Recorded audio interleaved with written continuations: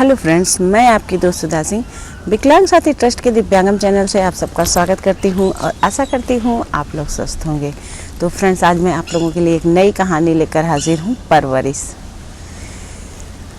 और आप लोग जानते ही हैं कि परवरिश का हमारे जीवन पर बहुत बड़ा असर पड़ता है।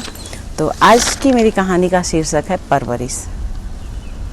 पिताजी, मैंने शहर में ज़मीन ले लिया है, परसों सोच रहा हूँ रजिस्ट्री करा लूँ और जब शुभ मुहूर्त आएगा तो फिर जो है मैं घर बनवाना जिससे शुरू कर दूँ।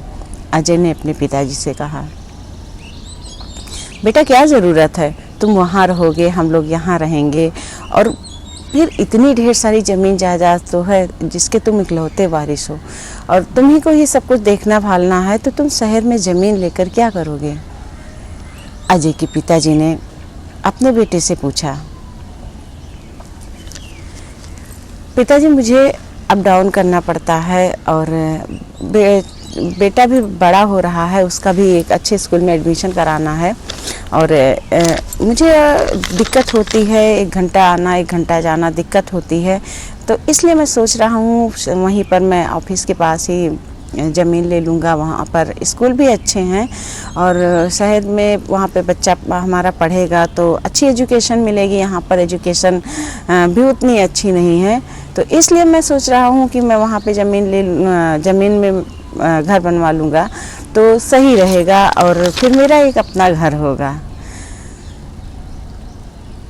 उनके पिताजी ने कुछ ज़्यादा नहीं कहा और जो है उन्होंने सिर्फ इतना कहा कि बेटा, स्कूल तो यहाँ भी अच्छे हैं और यहाँ भी पढ़ाई तो अच्छी ही होती है और फिर तुम जो है अलग घर बनवा लोगे तो फिर यहाँ पर कौन देखभाल करेगा?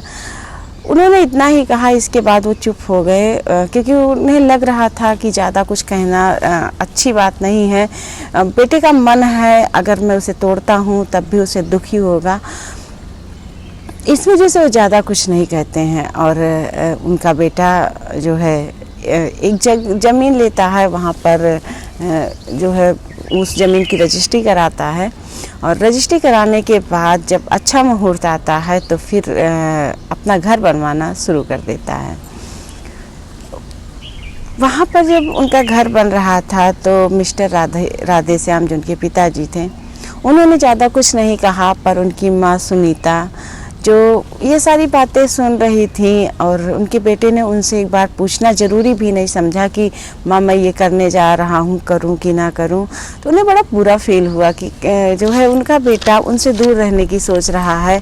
वो सोच में पड़ गए कि आखिर मैंने ऐसा क्या कर दिया जो मेरे बेटे और बहू हमसे दूर जाने की सोच रहे हैं, और मेरा है ही कौन, जो है एक बेटा है, बहू है, पोते हैं, जिसमें हम लोगों का पूरा टाइम बीत जाता है।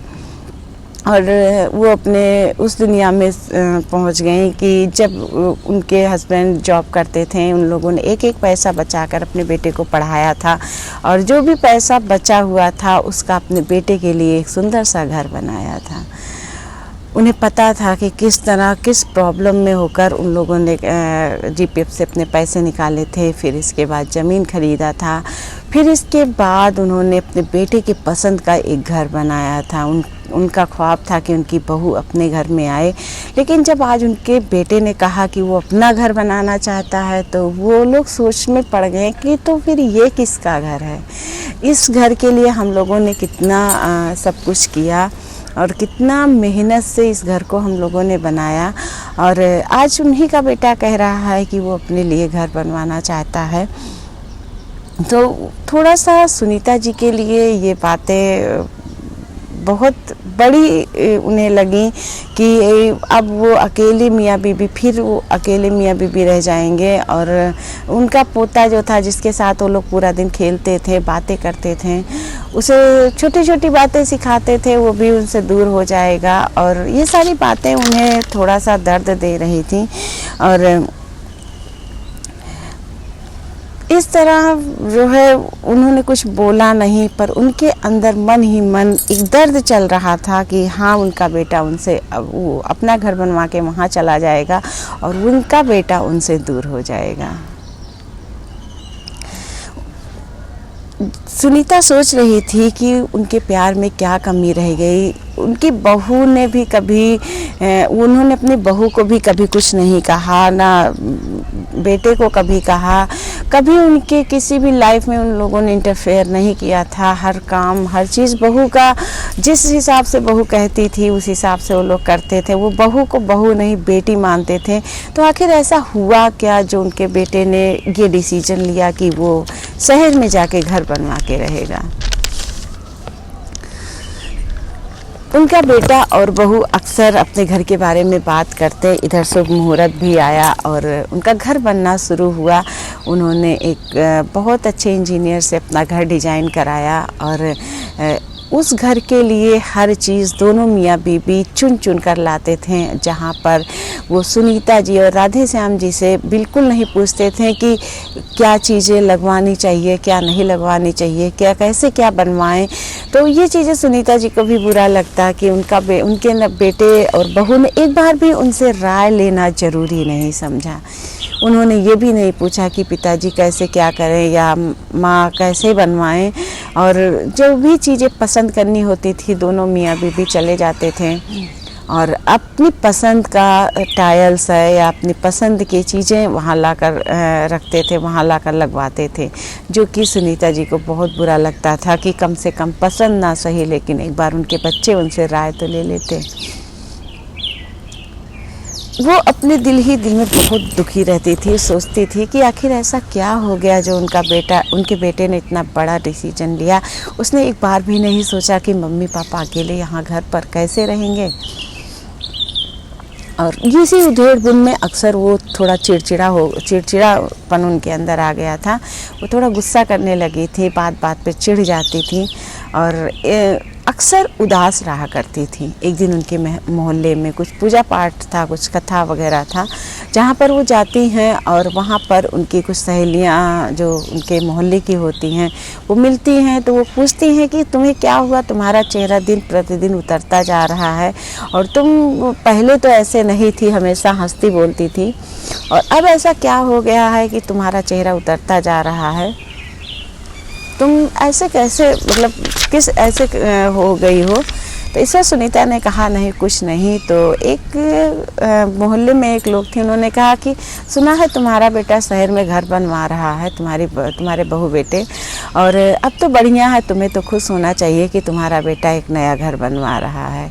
तो उस पर एक दूसरी सहेली कहती है हाँ बनवा जरूर रहा है लेकिन कौन सा इन लोगों को लेकर जाएगा, वो मियाँ बीबी अकेले रहेंगे। आजकल की लड़कियां तो होती ही ऐसी हैं कि घर ससुराल आते ही सबसे पहले वो लोग अपने पति को घर वालों से अलग कर देती हैं। वो दो लोगों का खाना बनाना उनके लिए कितना कठिन होता है और वो जो है तुरंत ऐसे कान भरती हैं बेटों के कि बेटे खुद बखुद अलग हो जाते हैं। और तुम्हारा बेटा तुमसे ये नहीं कह पाया कि माँ मैं अलग रहना चाहता हूँ, इसलिए उसने अलग घर बनवा लिया।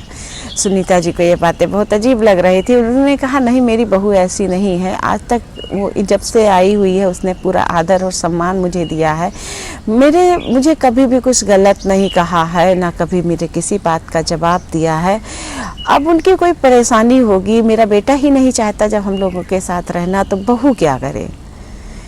इस पर उस मोहल्ले की एक लेडी कहती हैं कि तुम आजकल की बहुओं को नहीं जानती हो, वो चुपके से बेटों का कान भरती हैं और अपना खुद सामने सही बनी रहेंगी, अच्छी बनी रहेंगी और बेटों के जरिए वो माँ बाप से बेटों को अलग कर देती हैं। सुनीता जी ने कहा नहीं मेरी बहू ऐसी नहीं है, बचपन मतलब जब से वो आई है तब से उसने पूरा घर संभाल के रखा है। तो इस पर एक लेडी कहती हैं कि रहने दो, हमें पता है आजकल की लड़कियां कैसी आती हैं, उन्हें बस अपना घर चाहिए होता है, चाहे वो किराए का हो चाहे वो बना के हो। अब तुम्हारे बेटे के पास पैसे थे तो उसने फिर जो है अपना घर बना लिया और वो कह भी नहीं सकती थी कि वो किराए पर रहना चाहती है क्योंकि उसे पता था कि उसकी सास कितनी अच्छी है। सुनीता जी को बुरा लग रहा था क्योंकि उन्हें पता था कि उनकी बहू ऐसी है नहीं, पर उनका दिल नहीं मान रहा था ये बात कि उनकी बहू उनके बेटे को उनसे अलग कर रही है। और लेकिन जो है कहीं ना कहीं उनका दिमाग ये बात मान रहा था कि हो ना हो, कहीं ना कहीं हो सकता है कि उनकी बहू ने उनके बेटे का कान भरा हो और वो सामने से मुझसे ना कुछ कहती हो, अच्छी बनी रहती हो और पीठ पीछे हमारे बेटे अजय को भड़काती हो। ये सारी चीज़ें उनका दिमाग मानने को तैयार हो रहा था, पर उनका दिल नहीं मान रहा था कि उनकी बहू ऐसा भी कुछ कर सकती है। और वो अपनी सहेलियों की बातों में वहाँ पर तो नहीं आई, पर उन्हें जो है कुछ ना कुछ ऐसी बातें फील हो रही थी कि हो सकता है जैसे सबकी बहुएं करती हैं, हो सकता है ये वैसे ही कर रही हो और ये अच्छी बनी हो।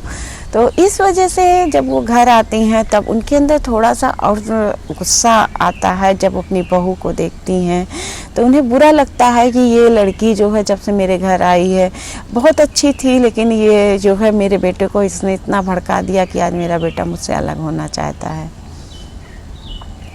ये सारी बातें उनकी लाइफ में चल रही थी। अजीब सी कश्मकश थी उनकी ज़िंदगी में। वो कुछ कह भी नहीं पा रही थी अपने बेटे के आगे, क्योंकि उनका बेटा जब भी वो कुछ कहना चाहती थी तो उनकी बात को टाल देता था। तो वो बड़ी अजीब कश्मकश में थी कि क्या करे। जब पति से अपने कहती तो वो समझाते हैं कि वो दोनों की लाइफ है, वो लोग कैसे जीना चाहते हैं और एक दूसरे के साथ उन दोनों को रहना है, वो लोग कैसे जीना चाहते हैं उन लोगों को डिसाइड करने दो। रही बात हमारी तुम्हारी, तो हम लोग तो जन्म जन्मांतर के साथी हैं। एक दूसरे का हाथ पकड़कर, एक दूसरे का साथ देकर ये ज़िंदगी में जो भी कुछ 2-4 दिन बचे हुए हैं उसको काट देंगे और फिर बेटा बहू को जाने दो, वो कब तक तुम्हारे साथ रहेंगे। मैं तुम्हारा जीवन साथी हूँ, मैं तुम्हारे साथ हमेशा रहूँगा। वो उसको उनको अपनी वाइफ को समझाते और वो कहते कि ठीक है, बच्चे की खुशी है, उसमें करने दो, उसको अपना घर बनवाने दो और अगर हमारे संस्कार अच्छे होंगे तो हमारा बच्चा अच्छा करेगा और अगर हमारे संस्कार में कुछ कमी रही होगी तो हमारा बच्चा वैसे ही करेगा। तो इस वजह से तुम टेंशन ना लो, देखा जाएगा आगे की ज़िंदगी और तुम अभी से इतना परेशान मत हो। पर उनका सुनीता जी आखिर खुद को बहुत समझाती कि बात सही है, उनके हस्बैंड सही कह रहे हैं, पर वो खुद को समझा नहीं पाती थी। उनका दिल कुछ कहता था, उनका दिमाग कुछ कहता था। दोनों अजीब सी कश्मकश में वो भरी हुई थी, जहाँ पर वो छोटी छोटी बातों पर गुस्सा करने लगी थी, चिड़चिड़ाने लगी थी। वो अपनी उनकी बहू से कुछ गलती हो जाती तो वो बहू के ऊपर, जो सुनीता जी अपनी बहू को बेटी की तरह प्यार करती थी, आज जब कभी कुछ छोटी सी भी गलती हो जाती थी तो वो अपने बहू के ऊपर भी चिल्लाने लगती थी। एक दिन वो अपने लॉन में अपने आप को फ्रेश करने के लिए, कि उनके माइंड में सब चल रहा था जिसकी वजह से उन्हें दिक्कत हो रही थी, तो वो अपने आप को फ्रेश करने के लिए उन्होंने जो है अपने लॉन में अपने गमलों को वो सही कर रही थी। तभी उन्होंने देखा कि उनकी एक सहेली ने उन्हें मनी प्लांट का एक पेड़ दिया हुआ था, जो माली ने उसको सही करते करते उखाड़ के कहीं फेंक दिया था।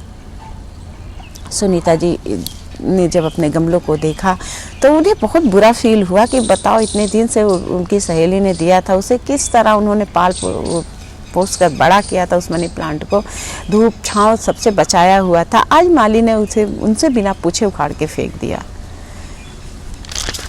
जब माली आया तो उन्होंने उससे पूछा कि यहाँ पर एक मनी प्लांट था, तुमने क्या किया? तो उसने कहा, बहन जी मैं गलती से मैं साफ़ कर रहा था, मुझसे उखड़ गया तो मैंने उसे उठाकर बाहर फेंक दिया। इससे सुनीता जी काफ़ी नाराज़ होती हैं, उस पर काफ़ी चिल्लाती हैं, जिससे उनका पोता डर जाता है, सहम जाता है और वो जाकर अपनी मम्मी के पास छुप जाता है और वहाँ रोने लगता है। उसने अपनी दादी को कभी यूँ चिल्लाते हुए नहीं देखा था, जो कि उसे बहुत वो बहुत डर सा जाता है। माली भी बहुत सोचता है कि जो मैडम कभी चिल्लाती नहीं थी, गुस्सा नहीं करती थी, एक पेड़ के लिए आज वो मुझ पर इतना गुस्सा कर रही हैं। वो कुछ बोलता नहीं, सोचता है कि हो सकता है इन्हें कुछ, इनकी तबीयत ख़राब हो या कुछ ऐसा हो, इस वजह से वो कुछ बोलता नहीं है। और यहाँ पर सुनीता जी भनभनाते हुए कमरे में आती हैं और बहुत गुस्सा करती हैं कि मेरा पेड़ उठा के फेंक दिया, जिसको जहाँ जाना है चला जाए, जो उखाड़ना है, जो फेंकना है सब फेंक दे, सब कुछ बर्बाद कर दे, मैं किसी को कुछ नहीं कहूँगी। और अब मेरी लाइफ कितनी बची हुई है, मैंने इतना सहेज सहेज के सब कुछ बनाया है, लोगों को बिगाड़ना है तो जाके बिगाड़ दे। उनकी बहू को समझ में नहीं आ रहा था कि मम्मी जी इतना गुस्सा क्यों कर रही हैं, क्या कौन बिगाड़ दिया, मनी प्लांट का पेड़ था, ठीक है फेंक दिया, माली ने लाकर दूसरा लगा देंगे। ये सारी चीज़ें हो रही थी। फिर इधर अजय का घर भी बन रहा था और उसका घर लगभग बनकर तैयार हुआ था। उनकी बहू और उनके बेटे ने उस घर को सजाने के लिए कोई कसर नहीं छोड़ी थी। उस घर में एक से बढ़कर एक चीज़ें वो लोग खरीद कर ला रहे थे। बहू अक्सर मार्केट जाती और सारा सामान खरीद कर लाती, तो और कभी सुनीता जी को दिखाती भी नहीं कि हाँ मम्मी जी मैं ये सामान लेकर आई हूँ या ये सामान घर के लिए कैसा रहेगा। जिस बात से उन्हें बहुत बुरा फील होता था। उन्हें लगता था कि मेरी बहू कम से कम, ठीक है वो अपना घर बना रही है, अच्छी बात है, लेकिन कम से कम वो उनसे एक बार राय तो ले लेती, कोई सामान लाती तो उन्हें वो दिखा तो देती। ये सारी बातें सुनीता जी सोचती। वो उनकी बहू अक्सर सुबह अक्सर सारा काम निपटा कर अपने बेटे को दादी के पास छोड़कर बोलती, माँ जी मैं मार्केट जा रही हूँ, मुझे घर के लिए कुछ सामान लाना है। वो अंदर से बहुत उन्हें बुरा लगता, लेकिन वो कुछ नहीं बोलती थी। वो धीरे धीरे बिल्कुल शांत रहने लगी और इस तरह अजय का घर बनकर लगभग तैयार हो चुका था। तो फ्रेंड्स, मैं फिर आप लोगों को भाग दो लेकर फिर मैं आप लोगों को मंगलवार को सुनाती हूँ। आप देखिएगा इस कहानी में आगे क्या होता है। क्या परवरिश, सच में क्या परवरिश हमारा साथ देता है या हमें उस तरह निखारता है जैसे हम अपने बच्चों को परवरिश देते हैं? क्या वो चीज़ हमें वापस मिलती है? अगर आप लोगों को ये कहानी पसंद आए तो please like, comment and share कीजिएगा। और हमारे चैनल पर अगर आप नए हैं तो प्लीज़ सब्सक्राइब कीजिएगा और हमारे व्यूज़ और हमारे चैनल को अधिक से अधिक लोगों तक पहुंचाइएगा, ताकि हम लोग अपनी कहानियों को, अपनी मोटिवेशन को, हर चीज़ को हर लोगों तक पहुंचा सकें। यहाँ तक कि हमारे चैनल पर बहुत अच्छी जानकारियाँ भी दी जाती हैं जॉब के सिलसिले या किसी और बारे में। तो आप लोग अधिक से अधिक लोगों तक हमारा चैनल पहुंचाइए, ताकि हमारे चैनल का लाभ अधिक से अधिक लोग उठा सकें। और ख़ासकर विकलांग लोग, उन्हें ज़रूर हमारा चैनल देखना चाहिए। उनके लिए हमारे चैनल पर बहुत सी अच्छी बातें बताई जाती है, बहुत सी बातें ऐसी बताई जाती है जो उनके लिए लाभदायक होती है। तो फ्रेंड्स, अगर आप लोगों को मेरी कहानी पसंद आती है और हमारे चैनल की सारी बातें पसंद आती है तो प्लीज़ सब्सक्राइब करें और ऐसी अच्छी कहानियाँ सुनने के लिए हमारे चैनल को ज़रूर देखें और लाइक करें, कमेंट करें। और फ्रेंड्स, आप अपने कमेंट भी ज़रूर दिया करिए। इससे हम लोगों को एक मोटिवेशन मिलता है कि हाँ हमने अपना काम बहुत अच्छे से किया है। तो फिर मैं इसी के साथ फिर मिलती हूँ आप लोगों से मंगलवार को। तब तक के लिए बाय।